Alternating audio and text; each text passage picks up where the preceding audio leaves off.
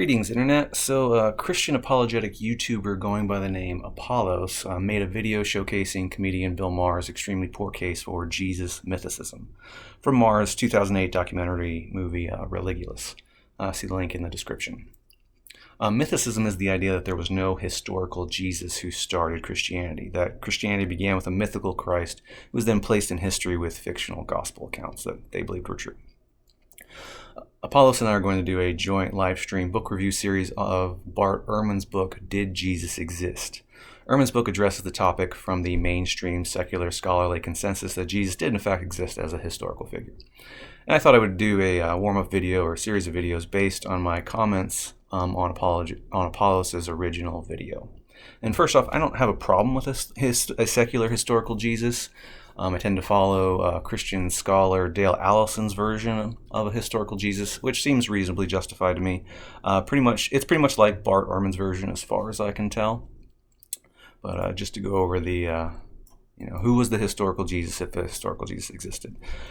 Prominent Jesus scholar Dale Allison advocates what I would call the secular just Jesus, which takes general themes from the earliest best evidence and assumes there's a basic truth element to it, even if nothing can be sure in detail. Miracles are the only exception to that. Allison argues that if this isn't Jesus, then no one knows what he was really like, and I agree.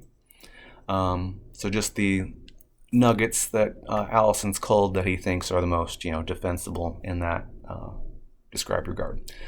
Jesus made uncommonly difficult demands on at least some people. Jesus must have been an exorcist who interpreted his ministry in terms of Satan's downfall. Jesus probably believed himself to not just be an eschatological prophet, but the personal locus of the end-time scenario, the central figure of the Last Judgment. And Jesus' apocalyptic eschatology included the belief that although God created a good world, evil spirits have filled it with wickedness so that it is in disarray and full of injustice. A day is coming, however, when God will repair the broken creation and restore scattered Israel. And Jesus must have thought highly of John the Baptist. He must have repeatedly spoken of God as Father. He must have composed parables, and he must have come into conflict with religious authorities and was crucified and all that kind of stuff.